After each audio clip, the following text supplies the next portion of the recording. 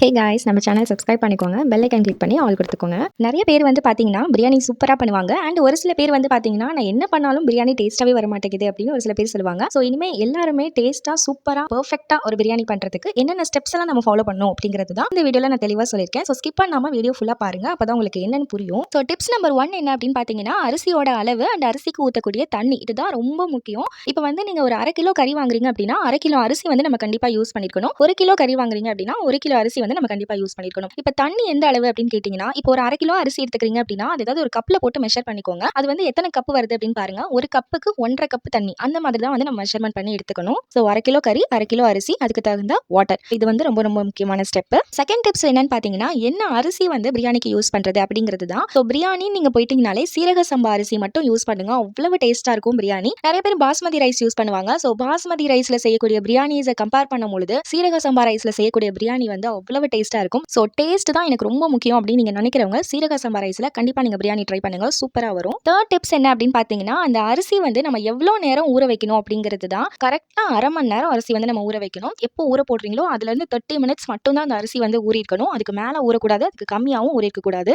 ஏன் அப்படின்னா நீங்க ரொம்ப நேரம் ஊற வச்சிட்டீங்க அப்படின்னா பிரியாணி குழஞ்சு போயிடும். இல்ல ஊற வைக்காம போடுறீங்க அப்படின்னா பிரியாணி அடிபிடிச்சிரும். ஃபோர்த் டிப்ஸ் என்ன அப்படின்னு பாத்தீங்கன்னா, வெங்காயம் வெட்டுற விதம். வெங்காயம் வந்து நம்ம குட்டி குட்டியா சாப் பண்ணி வெட்டுவோம் இல்லையா, அந்த மாதிரி வெட்டிடவே கூடாது. அது ரொம்ப நசநசன்னு ஒரு மாதிரி குழஞ்சு போன மாதிரி ஆயிடும். ஸோ ஆனியன் வந்து ஸ்லைசஸ் மட்டும் தான் பண்ணணும் பிரியாணிக்கு. ஆனியனோட அளவு என்னன்னு கேட்டீங்கன்னா, 1/2 கிலோ அரிசி எடுக்கிறீங்க, 1/2 கிலோ கறி எடுக்கிறீங்கன்னா 1/2 கிலோ நீங்க வந்து வெங்காயம் எடுத்துக்கோங்க. ஃபிஃப்த் டிப்ஸ் என்ன அப்படின்னு பாத்தீங்கன்னா, தக்காளியும் அதே மாதிரி தான் குட்டி குட்டியாலாம் வெட்டிடவே கூடாது. நீள நீளமா ஸ்லைஸ் பண்ணி தான் நம்ம வெட்டி போடணும், அப்பதான் சூப்பரா இருக்கும். ஸோ தக்காளியோட அளவு வந்து பாத்தீங்கன்னா வெங்காயத்துல இருந்து அப்படியே பாதி எடுத்துக்கணும். 1/2 கிலோ வெங்காயம் போடுறோம்னா அதுக்கு 1/4 கிலோ தான் தக்காளி போடணும். 6 வெங்காயம் போடுறீங்கன்னா 3 தக்காளி தான் போடணும். இப்போ நான் சொல்ற அளவெல்லாம் 1/2 கிலோ அரிசிக்கு நான் சொல்லிட்டு இருக்கேன். சிக்ஸ்த் டிப்ஸ் என்னன்னு பாத்தீங்கன்னா, பச்சை மிளகா அண்ட் புதினா, இது ரெண்டுமே பிரியாணிக்கு ரொம்ப டேஸ்ட் கொடுக்கக்கூடிய ஒரு விஷயம். அதுவும் பச்சை மிளகா பாத்தீங்கன்னா கொலஸ்ட்ரால் வந்து ரொம்ப கண்ட்ரோல் பண்ணும். ஸோ பச்சை மிளகா காரம் வந்து உடம்புக்கு ரொம்ப ரொம்ப நல்லது. நம்ம மிளகாய் தூள் காரம் வந்து அதிகமா சேர்க்கறத கம்மி பண்ணிட்டு பச்சை மிளகா காரம் அதிகமா சேர்க்கும் பொழுது உடம்புக்கு ரொம்பவே அது நல்லது. புதினா வந்து பாத்தீங்கன்னா பிளட் பியூரிஃபையர் அப்படின்னு சொல்லுவாங்க. ஸோ புதினா பச்சை மிளகா இது ரெண்டுமே உடம்புக்கு ரொம்ப நல்லது. அது மட்டும் இல்லாம அது ரெண்டும் தான் இந்த பிரியாணிக்கு ஃபிளேவர்ஸும் கொடுக்கும். ஸோ இந்த பச்சை மிளகா அண்ட் புதினாவை நம்ம அப்படியே முழுசா போடுறதை விட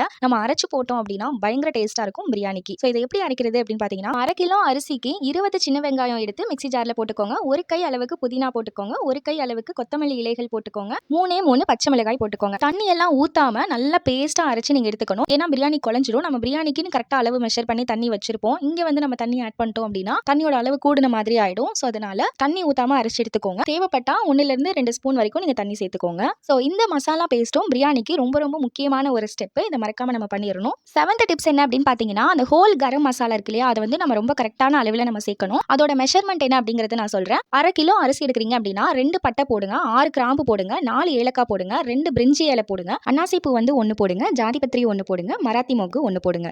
ஸோ இந்த மெஷர்மெண்ட்ல தான் வந்து இந்த ஹோல் கரம் மசாலா எல்லாமே நம்ம ஆட் பண்ணணும். இதுக்கு நீங்க எக்ஸ்ட்ரா ஆட் பண்ணிட்டீங்க அப்படின்னா பிரியாணி ரொம்ப கசப்பான டேஸ்ட்ல வந்துடும். கம்மியா ஆட் பண்ணீங்க அப்படின்னா அந்த பிரியாணிக்கான ஃபிளேவரே இருக்காது. ஸோ இதெல்லாமே வந்து நம்ம கரெக்டான மெஷர்மெண்ட்ல ஆட் பண்ணணும். எய்த் டிப்ஸ் என்னன்னு பாத்தீங்கன்னா, வெங்காயமும் இஞ்சி பூண்டு பேஸ்ட்டும் நல்லா வதக்கணும். அது ரொம்ப ரொம்ப முக்கியம். ஸோ வெங்காயம் வந்து நல்லா வதங்கினதுக்கு அப்புறம் தான் இஞ்சி பூண்டு பேஸ்ட் வந்து நம்ம ஆட் பண்ணணும். இஞ்சி பூண்டு பேஸ்ட் வந்து 4 ஸ்பூன் போட்டுக்கோங்க, சரியா இருக்கும். நைன்த் டிப்ஸ் என்ன அப்படின்னு பாத்தீங்கன்னா, சீக்ரெட் இன்கிரீடியன்ட் ஆஃப் பிரியாணி. அது என்னன்னு பாத்தீங்கன்னா பிரியாணி ஃபிளேவரிங் ஏஜென்ட், அதுக்கப்புறம் தயிர். ஸோ இது ரெண்டும் தான் வந்து பிரியாணிக்கு பயங்கர டேஸ்ட் கொடுக்கக்கூடிய ஒரு விஷயம். இந்த பிரியாணி ஃபிளேவரிங் ஏஜென்ட் அப்படிங்கிறது எல்லா டிபார்ட்மெண்டல் ஸ்டோர்லயுமே அவைலபிளா இருக்கும். அண்ட் நிறைய பிராண்ட்ஸ்ல வந்து இது அவைலபிளா இருக்கு. 1/2 கிலோ அரிசிக்கு நம்ம பண்ணும்போது இந்த ஃபிளேவரிங் ஏஜென்ட்டோட அந்த மூடி இருக்கு இல்லையா, அந்த மூடியிலேயே 1/2 மூடி அளவுக்கு அந்த லிக்விட் வந்து நம்ம ஆட் பண்ணிக்கணும். அதுக்கப்புறம் தயிர் வந்து 1/2 கப் தயிர் வந்து நம்ம ஆட் பண்ணிக்கணும். தயிர் வந்து கொஞ்சம் புளிக்காத தயிரா இருந்தா டேஸ்டா இருக்கும். ஸோ அந்த மாதிரி பார்த்து ஆட் பண்ணிக்கோங்க. 10th டிப்ஸ் என்ன அப்படின்னு பாத்தீங்கன்னா, தம் போட்டு பிரியாணி பண்றது. ஸோ குக்கர்ல பிரியாணி பண்றதை கம்பேர் பண்ணும்போது தம் பிரியாணி தான் டேஸ்டா இருக்கும். இப்போ நீங்க தம் பிரியாணி பண்ண போறீங்க அப்படின்னா ஃபர்ஸ்ட் வந்து நீங்க போட வேண்டிய இன்கிரீடியன்ஸ் எல்லாம் போட்டுட்டு கறியை போட்டுட்டு அதை வந்து ஒரு 15 மினிட்ஸ் மூடி போட்டு வேக வச்சிருங்க. அதுக்கப்புறம் அரிசி ஆட் பண்ணி ஒரு 80% அது குக் ஆனதுக்கு அப்புறம் தான் நம்ம தம் போடணும். தம் போடுறது அப்படிங்கிறது வந்து ஜஸ்ட் அடியில ஒரு தோசைக்கல் வச்சு அதுக்கு மேல நம்ம பிரியாணி பாத்திரத்தை வச்சுட்டு அதுக்கு மூடி போட்டுட்டு தனியா ஒரு பாத்திரத்துல ஹாட் வாட்டர் கொதிக்க வச்சு அந்த பாத்திரத்தை தூக்கி அப்படி நம்ம மேல வச்சுட்டா போதும். அவ்வளவுதான் தம் பிரியாணி.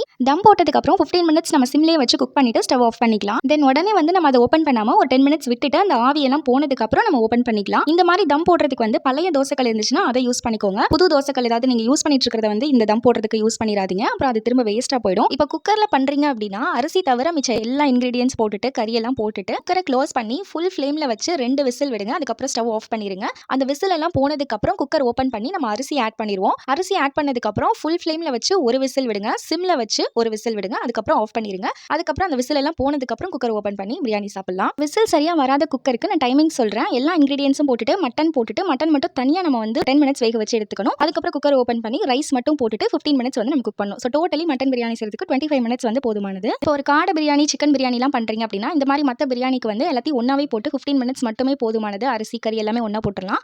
இந்த மட்டன் பிரியாணிக்கு மட்டும் மட்டன் தனியா வேக வச்சு 10 மினிட்ஸ் எடுக்கிறோம். அதுக்கப்புறம் ரைஸ் போட்டு 15 மினிட்ஸ் வேக வச்சு எடுக்கிறோம். டிப்ஸ் நம்பர் 11 என்ன அப்படின்னு பார்த்தீங்கன்னா, ஆர்டர் ஆஃப் இன்கிரீடியன்ஸ். என்னென்ன ஆர்டர்ல வந்து நம்ம இன்கிரீடியன்ஸ் ஆட் பண்றோம் அப்படிங்கிறது தான். ஃபர்ஸ்ட் வந்து எண்ணெயும் நெய்யும் போட்டுக்கோங்க. உங்களுக்கு வேணுங்கிற அளவு போட்டுக்கோங்க. அதுக்கப்புறம் ஹோல் கரம் மசாலா நம்ம தாளிச்சு விட்டுட்டு வெங்காயம் போட்டுட்டு நல்லா வதக்கணும். அதுக்கப்புறம் இஞ்சி பூண்டு பேஸ்ட் போட்டு அதையும் நல்லா வதக்கணும். அதுக்கப்புறம் தக்காளி ஆட் பண்ணி இதெல்லாம் நல்லா வதங்கி எண்ணெய் பிரிஞ்சு வந்ததுக்கப்புறம் புதினா, கொத்தமல்லி இது ரெண்டும் ஒரு கை அளவு ஆட் பண்ணி நல்லா வதங்கணும். இதுக்கப்புறம் தான் நம்ம மசாலா ஐட்டம்ஸ் வந்து ஆட் பண்ண போறோம். 1/2 கிலோ பிரியாணிக்கு கரம் மசாலா 4 ஸ்பூன் போட்டுக்கோங்க. மிளகாய் தூள் 1 ஸ்பூன் போட்டுக்கோங்க. மல்லித்தூள் 2 ஸ்பூன் போட்டுக்கோங்க. மஞ்சள் தூள் 1/4 டீஸ்பூன் போட்டுக்கோங்க. ஸோ இந்த மாதிரி மசாலா ஐட்டம்ஸ் ஆட் பண்ணதுக்கப்புறம் ஆனியன், பச்சை மிளகாலாம் அரைச்சு வச்சிருந்தோம் இல்லையா, அந்த பேஸ்ட் வந்து நம்ம ஆட் பண்ணிக்கணும். அதுக்கப்புறம் 1/2 கப் தயிர் நம்ம ஆட் பண்ண போறோம். பிரியாணி ஃபிளேவரிங் ஏஜென்ட் ஆட் பண்ண போறோம். தண்ணி ஊத்திட்டு மீட் போட்டுட்டு சால்ட் போட்டு ரைஸ் போட்டு குக் பண்ண போறோம். குக் பண்ணி முடிச்சு கடைசி பிரியாணி ஓபன் பண்ணதுக்கு அப்புறமா லைட்டா லெமன் ஜூஸ் ஒரு ஹாஃப் லெமன் புளிஞ்சா போதும். நல்லா கிளறி விட்டுட்டு நம்ம பிரியாணி சாப்பிட வேண்டியதான். ஸோ இந்த டிப்ஸ் எல்லாமே நீங்க ஃபாலோ பண்ணி பிரியாணி செஞ்சு பாருங்க. டேஸ்டா வரும். ஸோ இந்த வீடியோ உங்க எல்லாருக்கும் ரொம்ப பிடிச்சிருந்துச்சுன்னா லைக் பண்ணுங்க, ஷேர் பண்ணுங்க, சப்ஸ்கிரைப் பண்ணுங்க. தேங்க்யூ.